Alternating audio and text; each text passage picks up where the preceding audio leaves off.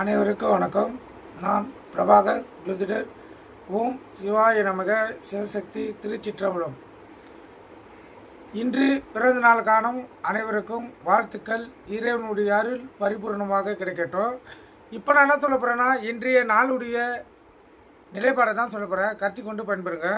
விஸ்வாசி புரட்டாசி 12 ஞாயிற்றுக்கிழமை, ஆங்கில வருடம் செப்டம்பர் 28, 2025.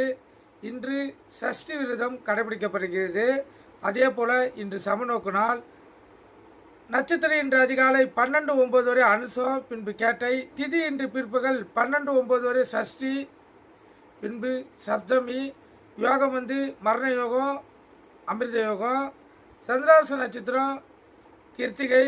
ராசி பார்த்திங்கன்னா மேசம் ரிஷமம். சந்திராசனை பொறுத்த மட்டும் ராசி 50% பாதிக்கும், லக்னத்தை 90% பாதிக்கும்.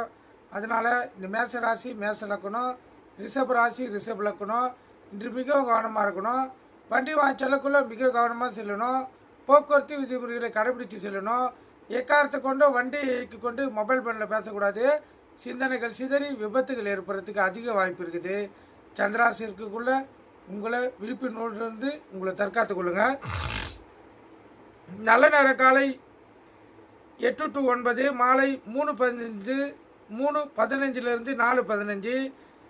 கௌரி நல்ல நேரம் காலை 10:45 11:45, மாலை 1:30 2:30.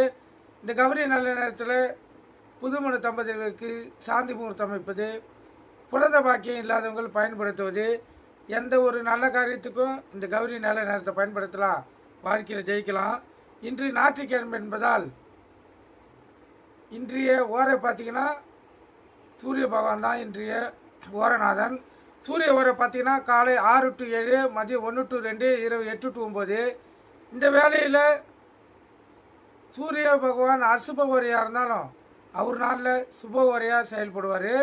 இதுக்கு அடுத்த ஓரை 3 ஓரையும் சுப ஓரைகளே. சுக்கிர ஓரை, புதன் ஓரை, சந்திர ஓரை. இந்த 3 மணி நேரத்தை நீங்கள் சிறப்பாக பயன்படுத்தலாம். ஆக மொத்தம் இன்று 4 மணி நேரம் பயன்படுத்தி வாழ்க்கையில் நீங்கள் ஜெயிக்கலாம்.